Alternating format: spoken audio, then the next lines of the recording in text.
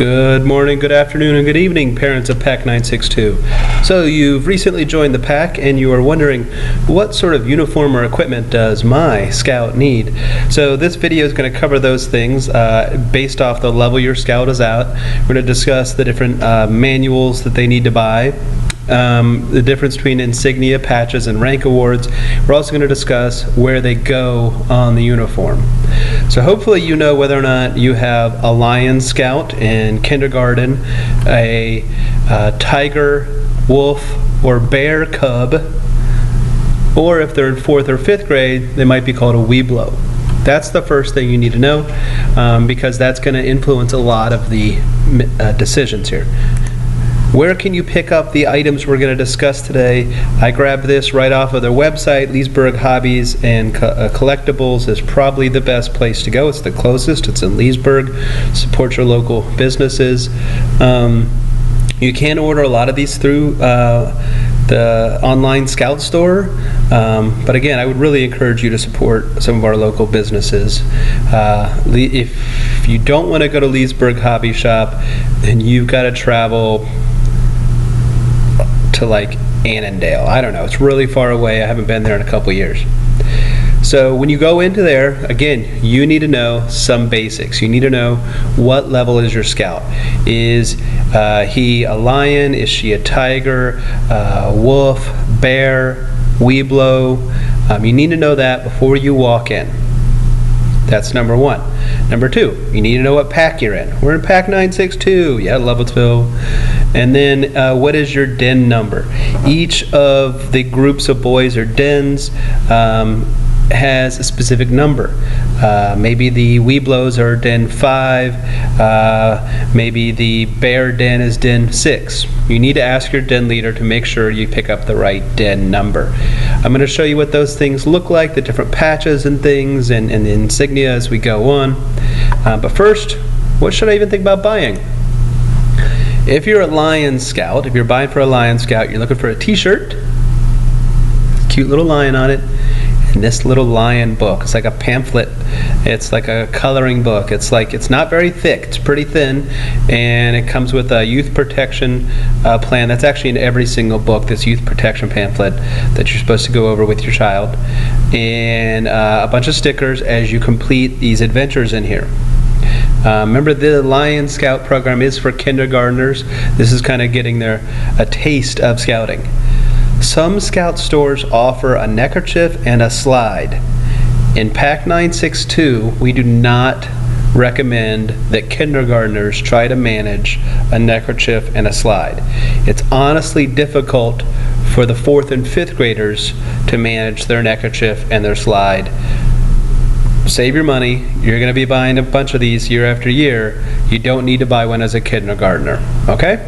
So that's all you need. T-shirt, book. That's the easiest level. Then we go to Tigers.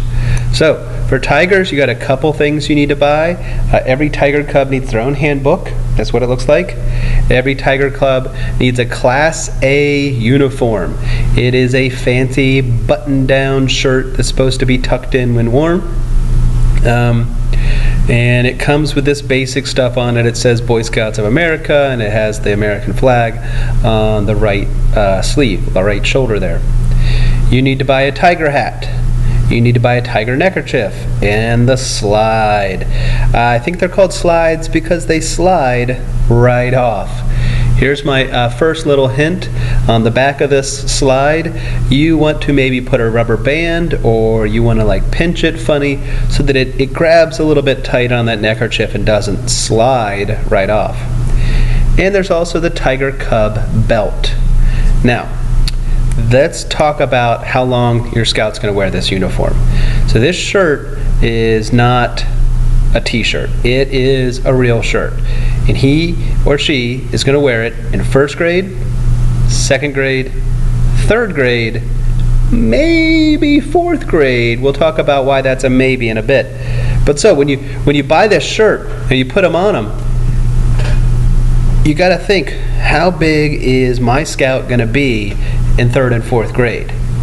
So when the Tigers put that shirt on, it's gigantic. It's just way too huge, and you want it that way because you're going to be sewing things onto this uniform, and if you are great at sewing, maybe you want to take them off and on every year and get the perfect shirt, but our scouts grow so fast that we just recommend you pretend like you're buying a shirt for a 3rd or 4th grader so that it fits, at least covers them the entire time.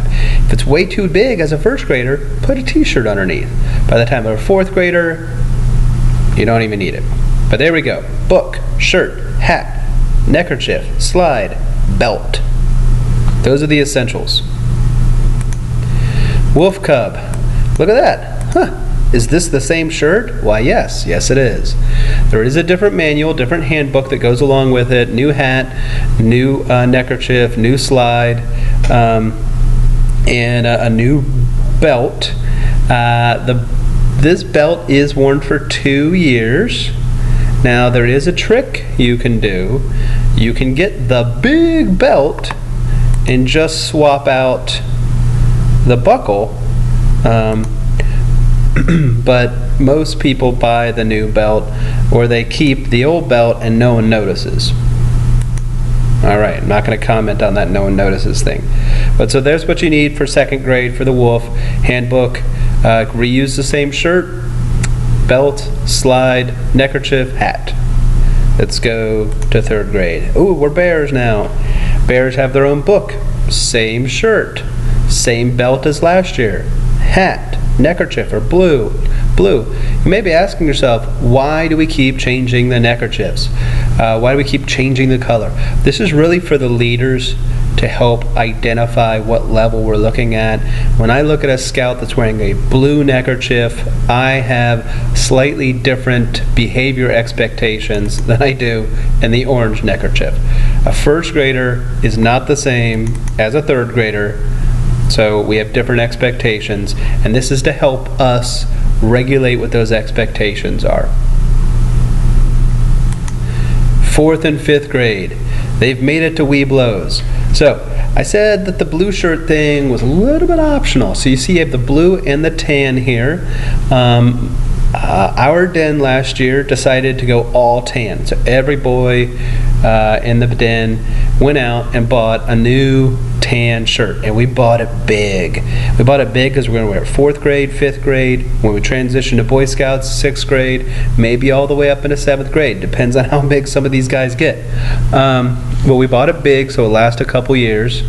However, some dens elect not to go tan shirt and they stay with the blue shirt. But they do it as a den so they look as a cohesive unit. We've already talked about the blue shirt enough. Let's go. Webelos manual or handbook. This is a 2-year book. This has all of the adventures for both 4th grade and 5th grade in it. The new green Webelos belt.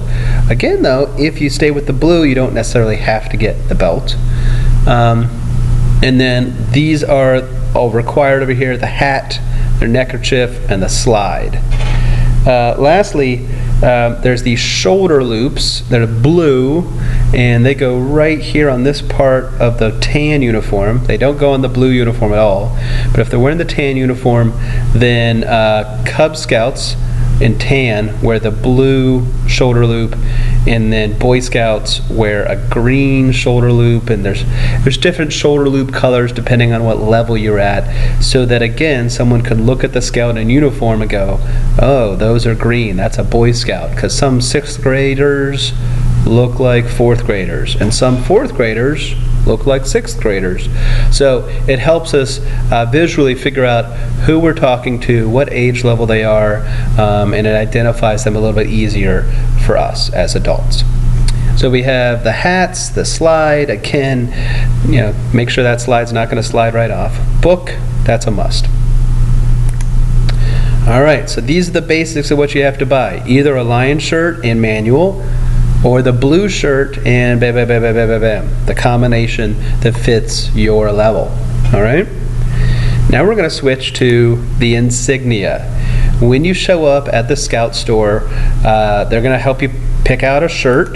This is the easy stuff. Shirt, slide, that's easy. Shirt and that combination, or the tan shirt, whatever combination you're putting together based off of your Scout.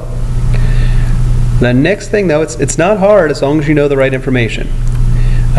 We live around the National Capital Area, so they'll hand you one of these. We are Pack 962, so we'll hand you one of those. What den is your Scout in? They'll ask you what den you're in. You can get one of those. Make sure you ask. And then they're going to give you this thing. And this is the World Scouting Crest. And the World Scouting Crest is worn by all Scouts in the world that are part of the World Scouting Organization. So this is our link to the Scouts in England, to the Scouts in China, to the Scouts in South Africa.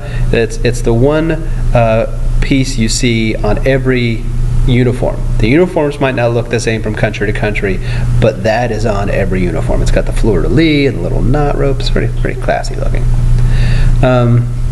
So let's talk about where these 4 things go on the uniform, because they don't come pre-attached. Well, let me back up. Sometimes you can get the National Capital Area Council thing pre-attached. You can get the World Crest pre-attached, I think. Yeah. But the uniform costs significantly more.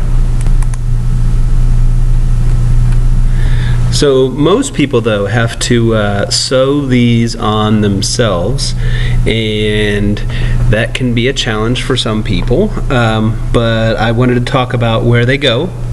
We have 2 diagrams here. We have this Scout here who's already got them on. You can see that on his left shoulder he has got the council patch, all right, and ours looks like this. And then right below that is the pack number. So we have the same idea over here. We have a council shoulder patch and then the pack number. We don't typically wear our veteran unit bar. That's just something else you'd have to put on there. So you put this on the shoulder and then the pack right below that, and that's the left sleeve. On the right sleeve, you should already have an American flag right slapped down there for you. You don't have to worry about that. And then you have to put your DIN number right up underneath that one. If you have a Journey to Excellence award, that goes below that, and you can see that they get real precise on the measurements here. I have not ever seen anyone measure it, nor is there any punitive measures for things being slightly off. We're very much a do your best mentality in Cub Scouts. We're trying to get the Scouts to all look similar in the same uniform, so they feel this team cohesiveness, and the closer their uniforms are to each other, the more they'll feel like they're part of the same team. What else do I have to say? Oh, the World Crest often does not come attached. Usually it's a separate thing you have to buy, because that money goes directly to the World Scouting Organization and not to BSA, so it's usually separate, and it goes above the left pocket. I'll show you a different diagram later, and we'll talk about where the World Crest goes, because that's not a terribly good one. Okay, and your Scout has been in Cub Scouts for a couple months, and we start giving them patches. You went on this hike. Look, you get a patch. You were in the Pinewood Derby. You get a patch. You were helping with Scouting for Food. You get a patch. These patches are for basic participation, and these temporary participation patches don't really get worn on the uniform for a long time, and that's what the right pocket's for. So on this guy, that's this pocket here, not the side with the World Scout crest, his right breast pocket. They would go right here. I'm going to give you a piece of advice. You can do what you want with it. They make these little plastic sleeves that you can attach to this button, and then it hangs down, and you throw the temporary patch in there, and then when he gets a new temporary patch, you switch it out. And so those temporary patches are constantly rotating. When they rotate off, what are you going to do with that Pinewood Derby patch. What are you going to do? There's lots of very cool ideas out there. If you go on Pinterest, you will see a lot of people have these vests. My son has one of these vests, and it's covered in patches from all of his events from first grade to now. Well, not to now, maybe to 6 months ago. They haven't all been put on recently, but they're a great way to collect all those patches together. One other cool way I've seen is that people will get a banner, they'll put them on there, or they'll just slowly collect them, and then when the scout finishes Cub Scouts, they'll put them all together like a little display case. There's lots of fun options to recognize all of the little work, all of the little participation they've been in throughout their career in Cub Scouts. While we're here, we are going to talk about an award, because this diagram has it, and that's the Outdoor Activity Award. The Outdoor Activity Award it's an award, so it's earned. It's not just for participation, it's earned for doing a series of activities, and this is a unique award. It's worn right on this flap. It's one of the hardest ones to sew on. I struggled with this one myself, sewing it right onto that flap, and you only get it once, and then if they earn the Summertime Pack Awards for participating in the summertime, they also go on that. And what's weird is these Summertime Pack Awards end up going through the Outdoor Activity Award, so their pins are really long. They have to be able to fit through there. And then the last thing on this page that's kind of neat is the recruiter patch. Any scout that participates in an event, we're trying to get more boys and girls to join our pack, can earn a recruiter patch. It's a participation in recruiting, thus the name recruiter patch, and it goes right here below that pocket. We don't usually keep track of who has earned the recruiter patch. That is something you can go to the Scout store and pick up, and you can have a bonding moment with your son or daughter and say, I was really proud of you. You convinced your friend to join the pack. You convinced your classmate or something like that. You can take care of that yourself. Please let your den leader know so that it does get properly logged. All right, rank awards. That's not centered. Rank awards.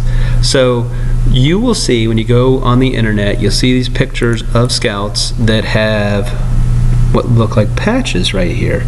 But we don't call these patches, we call these awards. And these awards are earned.